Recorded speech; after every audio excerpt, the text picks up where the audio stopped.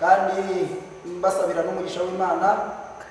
Ngira ngo rero mbere yo kugira ngo tuganire ijambo ry'Imana, reka tubanze dusenge Imana.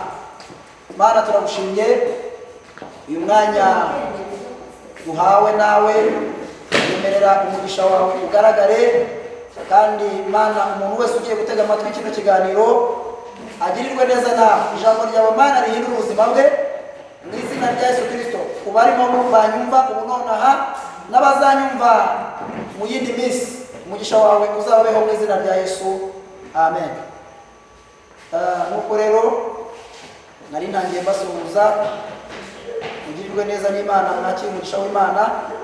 Pastor Silveri ubasuhuza, mbaha ikaze umuyoboro w'isoko y'ubugingo, kumva ijambo ry'Imana. Imana ibaho umugisha cyane. Tugiye kuganira ku ijambo ry'Imana dusanga mu gitabo cyo gutegeka kwa kabiri, hanyuma igice cyaho cya kabiri turasoma n'umurongo waho wa kabiri.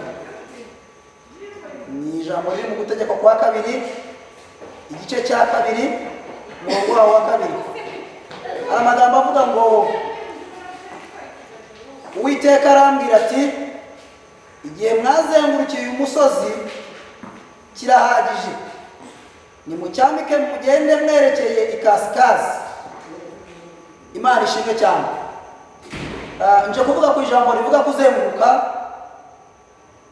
Iyo umuntu azenguruka igihe cyose araruha, agira kunanirwa, ariko tugiye kuganira ku ijambo bita kuzenguruka.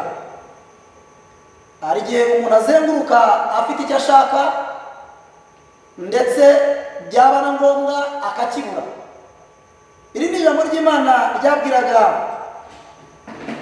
abakozi b'Imana cyangwa se abantu bahamagawe n'Imana, bari barimo kuva ahantu hamwe bajya ahandi, ariko ngo bagenda urugendo runini cyane. Urwo rugendo bagenze bahuyemo n'amakuba, bahuramo n'ibibazo, bahuramo n'ibibazonga, bahuramo n'ibintu byinshi bitandukanye. Mu gihe bagombaga kugerera aho bajya, bituma bagerayo batinze kuko barazengurutse. Hanyuma iyo ugeze ku murongo wa kabiri, Uwiteka arambwira ati, igihe mwazengurukiye uyu musozi kirahagije, nimucyambike ugende mwerekeje ikasikazi. Nje kuvugana nawe amagambo akubwira ngo igihe wazengurukiye kirahagije. Igihe wazengurukiye ushaka umwana kirahagije.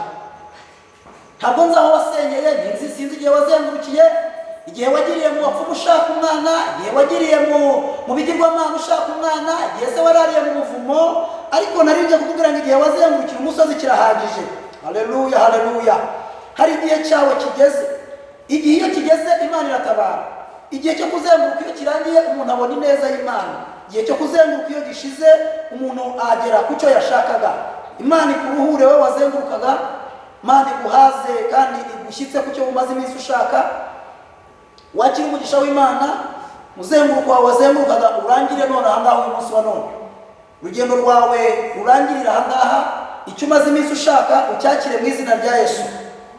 Ntabwo nzi icyo washakaga. Hari washakaga akazi warazengurutse, waradepoje hirya no hino biranga.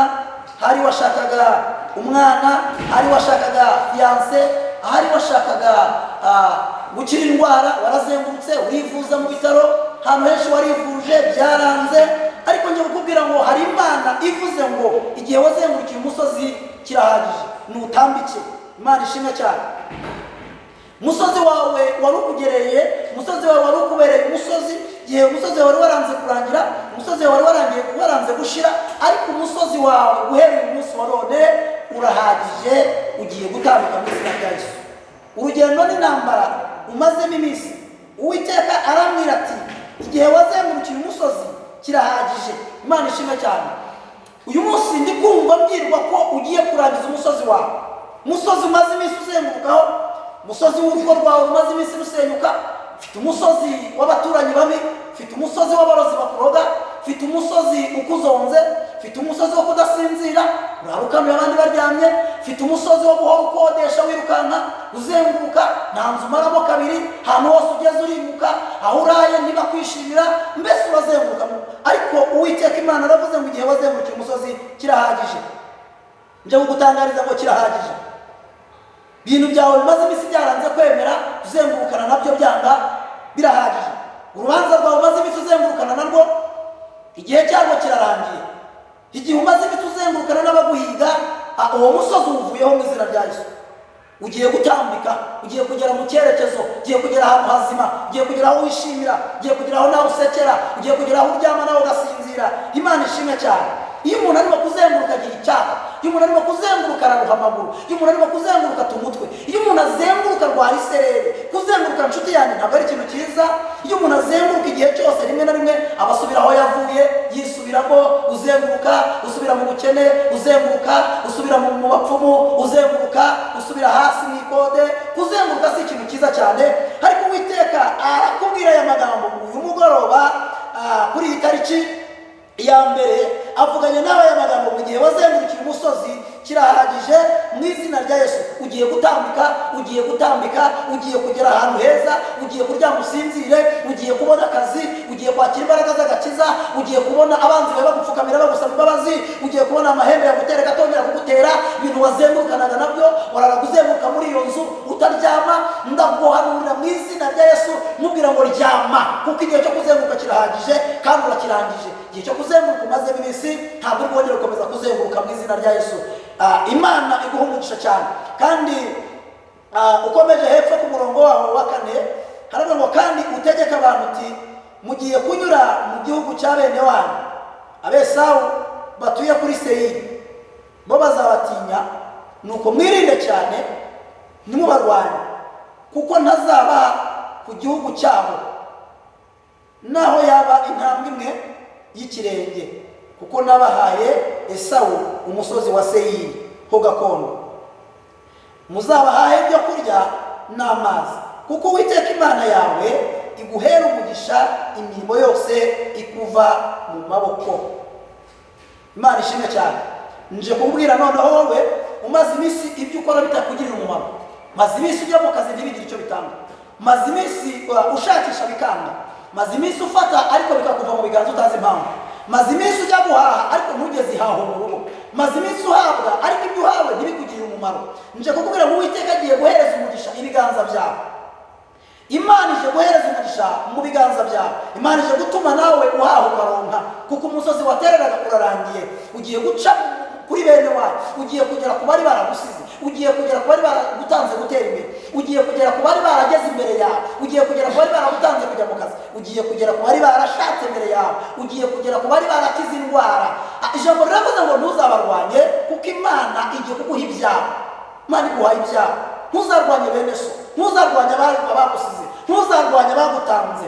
Birashoboka ko ntacyo baguhaye, ariko Imana igiye kuguhereza ibyawe. Ntuzabarwanye, kuko Imana igiye kuguhereza umugisha utandukanye n'uwo abandi bari bafite, utandukanye n'uwo warutunze. Imana ikurinze kuzenguruka, maze iminsi uzenguruka, ariko unazenguruka mu bintu bidarangira. Ukazenguruka wikopesha, ukazenguruka usaba ideni, ukazenguruka ujya mu isoko ukarangiza amasoko yose. Hari igihe umuntu ava mu masoko 6 atarabona aho yicara. Hari igihe umuntu asaba akazi ahantu henshi ariko akabura uwamuhamagara. Ugahora ugenda na dosiye, ugahora ujya kudepoza, bagahamagara abandi ntibaguhamagare.